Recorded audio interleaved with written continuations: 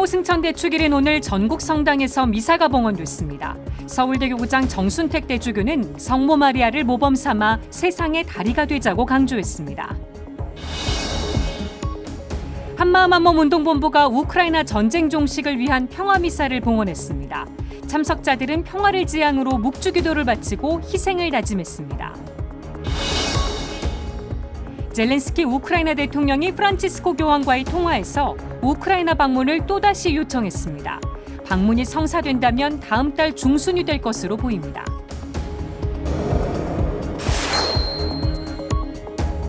시청자 여러분 안녕하십니까? 8월 15일 월요일 CPBC 뉴스 시작하겠습니다. 오늘은 성모 마리아가 하늘에 들어 올려진 걸 기념하는 성모승천 대축일입니다. 성모 마리아를 기리는 의무축일로 주일과 같이 미사에 참례하고 거룩하게 지내야 하는데요. 서울대 교구장 정순택 대주교는 성모승천 대축일 미사에서 성모 마리아를 모범 삼아 세상의 다리 역할을 하자고 강조했습니다. 이힘 기자가 보도합니다. 마리아께서 승천하셨다가 주교자 명동대 성당에 울려 퍼지는 가운데 서울대 교구장 정순택 대주교와 주교들, 사제들이 청소년들과 함께 입당합니다. 여인들 가운데 가장 복되신 동정 마리아를 하늘로 불러 올리시어 희망을 주시는 하느님을 찬미하는 성모승천 대축일 미사답게 거룩하고 웅장한 전례가 돋보입니다. 해마다 성모승천 대축일은 우리나라가 77년 전 일제의 압제에서 벗어난 광복절이기도 해 의미를 더합니다. 대한민국은 광복의 기쁨을 누릴 새도 없이 동족 상잔의 비극으로 하여금 분단의 아픔과 고통을 겪은 가슴 아픈 역사를 간직하고 있습니다.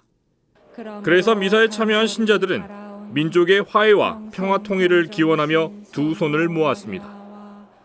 정순택 대주교는 성모승천 대축일 메시지에서 우크라이나 전쟁과 코로나 팬데믹으로 많은 사람이 죽음과 죄악, 폭력으로 내몰리고 있다고 우려했습니다.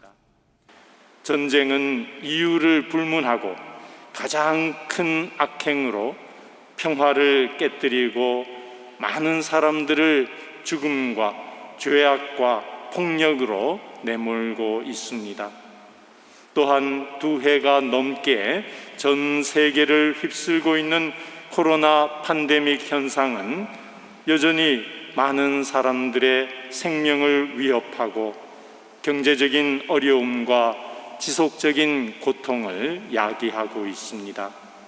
정 대주교는 따라서 교회가 성모님을 모범 삼아 세 가지 다리가 돼야 한다고 강조했습니다. 첫째, 교회는 지루한 팬데믹 현상으로 느슨해진 우리 신자들의 믿음의 삶에 하느님께로 다가가는 신앙의 다리 역할을 더욱 충실히 해야 하겠습니다. 성모님은 이 순간에도 한 사람이라도 하느님 나라로 인도하기 위해 끊임없이 주님께 전구하고 계십니다. 정 대주교는 이어 교회가 적극적으로 나서 실제적 나눔과 도움을 주고받도록 하는 사랑의 다리 역할과 함께 치유의 다리 역할도 당부했습니다. 우리 교회와 신자들 모두 험하고 고통스러운 이 세상에 신앙의 다리, 사랑의 다리, 통합의 다리가 되어 세계와 국가 또 사회가 겪고 있는 많은 문제와 어려움들을 교회의 어머니이신 성모 마리아의 도우심으로 지혜롭게 극복할 수 있도록 기도합시다. 성모님께서 우리를 진리와 지혜의 길로 인도하시며 도와주실 것입니다. 신자들은 보편지향 기도에서 교회와 우리나라, 고통받고 있는 이웃, 그리고 가정 공동체를 위해 기도하며 주님의 은총을 청했습니다. 한편 서울대 교구를 비롯한 전국 각 교구와 본당들도 오늘 일제히 성모승천 대축일 미사를 봉헌했습니다. CPBC 이힘입니다.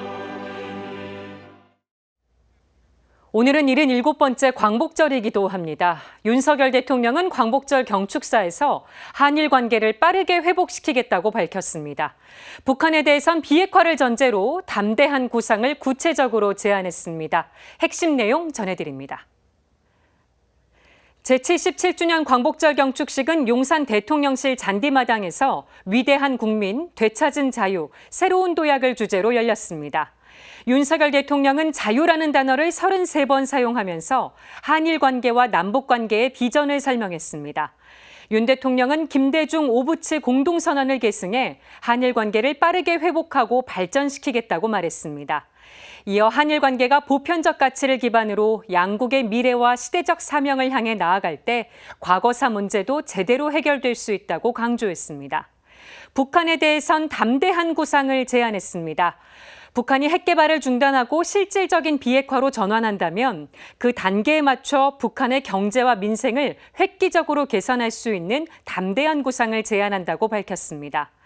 윤 대통령이 언급한 담대한 구상은 경제 협력에만 초점이 맞춰졌고 북한의 안전 보장에 관한 사안은 제외됐습니다.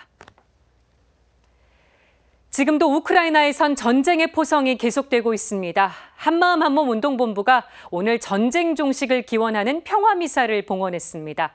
김형준 기자가 취재했습니다. 제대 앞 파티마 성모상 머리 위로 화관이 씌워집니다. 그 옆으로는 우크라이나를 상징하는 노란색과 파란색 초가 놓입니다. 세계대전이 한창이던 1917년 목동들에게 나타나 죄인들의 회개와 세계 평화를 위한 희생을 당부한 파티마의 성모 마리아. 오늘 서울 명동 가톨릭회관에 모인 신앙인들은 파티마 성모님을 모시고 전쟁으로 고통받는 우크라이나를 기억했습니다. 러시아가 우크라이나 침공을 감행한 지도 6개월 가까이 지난 지금도 우크라이나에선 포성이 멈추지 않고 있습니다. 지금까지 우크라이나 전쟁으로 인한 민간인 사상자는 10,000명을 훌쩍 넘는 것으로 알려졌습니다. 성모 승천 대축일을 맞은 오늘 한마음 한몸 운동본부는 우크라이나 전쟁 종식을 위한 평화미사를 봉헌했습니다. 파티마 성모님의 평화 메시지에 따라 우크라이나 땅에 전쟁이 멈추길 염원하며 기도에 나선 겁니다. 미사에 모인 110여 명의 신자들은 성모님의 분부대로 평화를 위한 묵주기도로 미사를 시작했습니다. 성모님이 파티마의 목동들에게 하셨던 메시지의 요지는 전쟁이 끝나고 세상에 평화가 오도록 매일 묵주기도를 바쳐라. 나는 묵주기도의 모후이다. 유경촌 주교는 강론을 통해 성모님이 당부한 일상 속 희생을 강조했습니다. 전쟁이 탐욕으로부터 시작된 만큼 개인의 희생 봉헌과 나아가 인간의 욕심이 불러온 기후위기 해결을 위한 실천이 전쟁을 멈추게 할 수 있다는 설명입니다. 이러한 희생을 봉헌하는 것을 통해서 우크라이나의 전쟁도 멈추게 할 수 있다는 생각이 듭니다. 이런 사도직의 실천이 모여서 우리의 영혼으로 기도로서 하늘로 오르면 정말로 그 전쟁도 멈추게 할 수 있다고 저는 믿습니다. 이어진 봉헌 예식, 미사에 참여한 신자들은 우크라이나 전쟁 종식의 뜻을 담은 기도 지향을 함께 봉헌했습니다. 한편 한마음 한몸 운동본부는 우크라이나 전쟁 초기부터 난민 지원과 재건을 위한 모금 운동을 펼쳐오고 있습니다. 2차에 걸쳐 진행되고 있는 캠페인을 통해 모인 금액은 지난달 말 기준 8억 4,600여만 원에 이릅니다. 모금액은 난민 지원을 위해 우크라이나와 체코 카리타스에 전달됐고 남은 금액도 폴란드 카리타스 등을 통해 지원될 예정입니다. 장기화하는 전쟁을 멈추기 위해 신앙인들의 영적 물적 연대가 더욱 절실해지고 있습니다. CPBC 김형준입니다.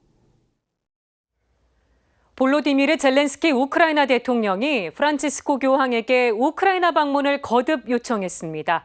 교황이 우크라이나를 방문한다면 다음 달 중순이 될 것으로 보입니다. 맹영균 기자입니다.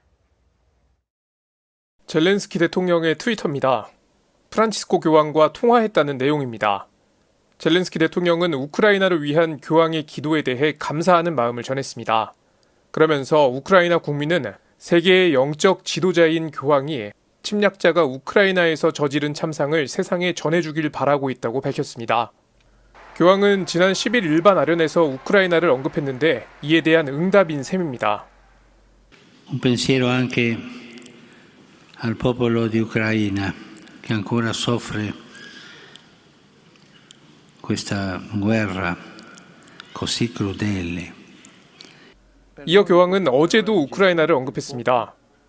E chiediamo il Signore misericordia speciale, misericordia e pietà per il martoriato popolo ucraino. 교황의 우크라이나 방문이 성사된다면 시점은 다음 달 중순이 될 것으로 보입니다. 교황은 다음 달 13일부터 15일까지 제7차 세계 전통 종교 지도자 대회에 참석하기 위해 카자흐스탄을 방문합니다. 안드리 유라시 교황청 주재 우크라이나 대사는 교황의 카자흐스탄 방문 전에 우크라이나가 교황을 맞이할 수 있으면 참 기쁠 것이라고 밝혔습니다. 하지만 교황은 전쟁 종식 등 보다 근본적인 해결을 원하고 있습니다.